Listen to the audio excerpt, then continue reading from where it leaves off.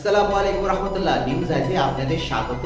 আর একবার আমি মিরাজ আছি আপনাদের সাথে বিশ্বের নতুন নতুন সকল আপডেট নিয়ে। যারা আমার চ্যানেলে নতুন এবং চ্যানেলটি ইউটিউব থেকে দেখছেন তারা অবশ্যই আমার চ্যানেলটি সাবস্ক্রাইব করবেন এবং যারা ফেসবুক থেকে দেখছেন অবশ্যই ফলো করবেন। প্রথমেই আসছি সিরিয়া প্রসঙ্গ নিয়ে। সিরিয়ার প্রধানমন্ত্রী বাশার আল আসাদের ছোট ভাই, যে কিনা সেনাবাহিনীর একজন সিনিয়র কমান্ডার এবং যার নাম মেহের আল আসাদ, তিনি সিরিয়াতে ইসরায়েলের বোমা হামলায় নিহত হয়েছেন। এদিকে ইরানের পার্লামেন্টে ডেড টু আমেরিকা এবং ডেড টু ইসরায়েলের স্লোগান দিচ্ছে ইরানের পার্লামেন্টের সদস্যরা। আপনারা এই ভিডিওতেই দেখুন। آن پرداخته شود موضع جمهوری اسلامی در برابر جنایت مرگ بر آمریکا، مرگ بر آمریکا، مرگ بر آمریکا، مرگ بر آمریکا، مرگ بر اسلام.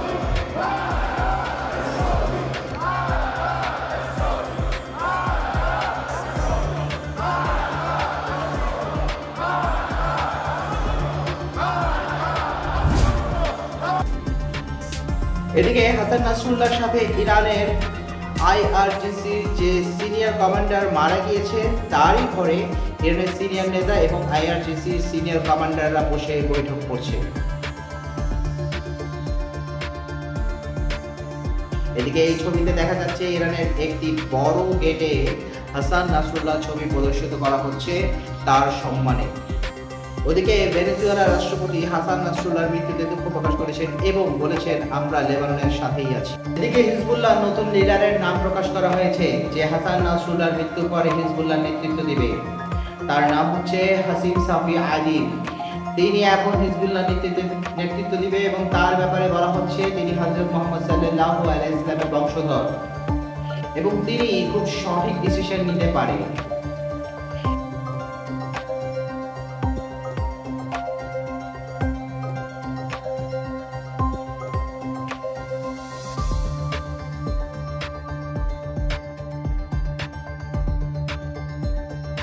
এদিকে লেবাননের অবস্থা পুরোপুরিভাবে ইসরায়েল খারাপ করে দিয়েছে। আপনারা ছবিতে দেখতে পাচ্ছেন কিভাবে লেবাননবাসী ভয়ে সিরিয়া পালিয়ে যাচ্ছে।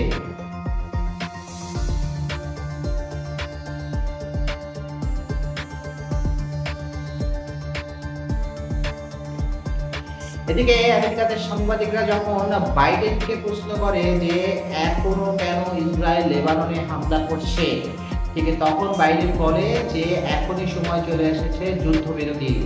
আপনারা ভিডিওতে দেখুন।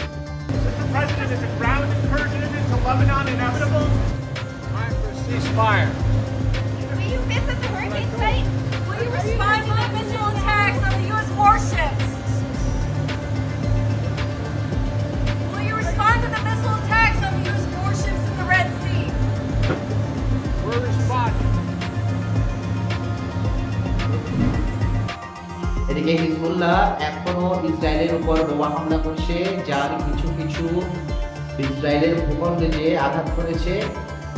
আপনারা ভিডিওতে দেখুন।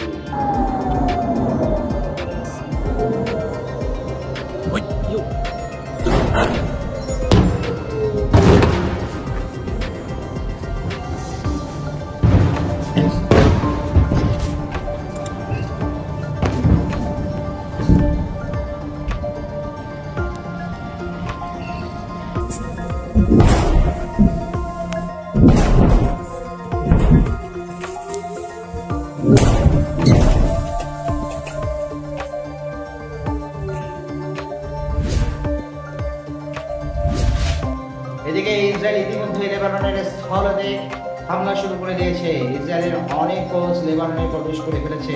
আপনারা দেখুন।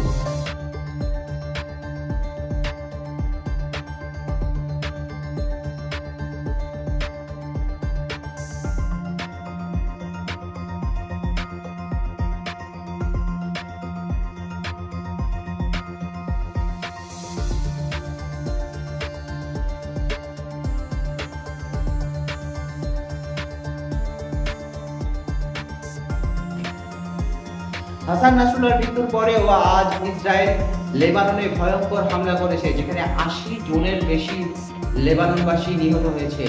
আপনারা দেখুন হামলার পরে কি হয়েছে লেবাননে।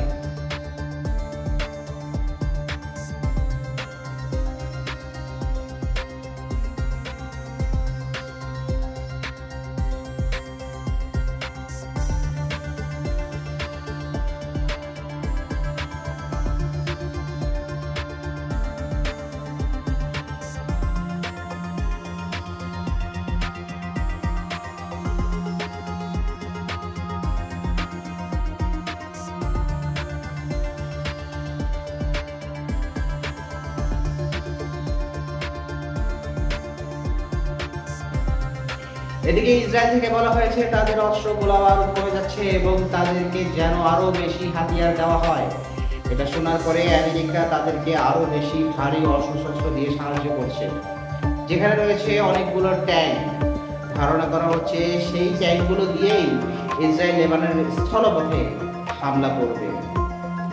এদিকে এক লেবাননকে ধ্বংস করার জন্য পুরো ইউরোপ ইসরায়েলকে সাহায্য করছে। আপনারা ছবিতে দেখতে পাচ্ছেন যে ব্রিটেনের গুপ্তচর বিমান কিভাবে ইসরায়েলকে সমস্ত আপডেট দিচ্ছে এবং সাহায্য করছে।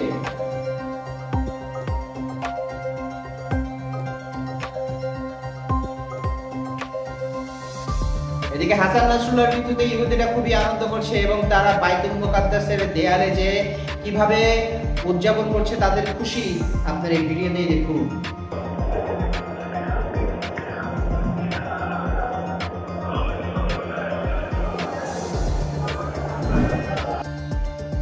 এদিকে অনেক ইসরায়েলি ইহুদিরা সোশ্যাল মিডিয়াতে একটি ছবি আপলোড করেছে, যেখানে দেখা যাচ্ছে যত সিনিয়র কমান্ডার এবং বড় নেতা ইরান, লেবানন, ইয়েমেনের রয়েছে তাদের ভিতর অনেককেই ইসরায়েল হত্যা করেছে, কিন্তু 4 জন বড় নেতা এখনো জীবিত রয়েছে। তারা হচ্ছে ইয়েমেনের সিনিয়র কমান্ডার, হুতিদের লিডার, হামাসের লিডার এবং ইরানের সুপ্রিম লিডার।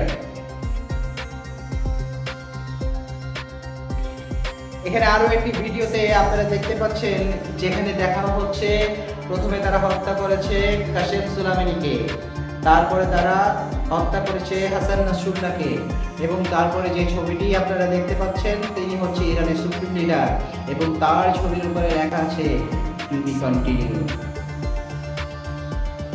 বন্ধুরা, আজ এই পর্যন্ত। এই ভিডিওটি কেমন লাগলো অবশ্যই কমেন্ট করে জানাবেন। আল্লাহ হাফেজ।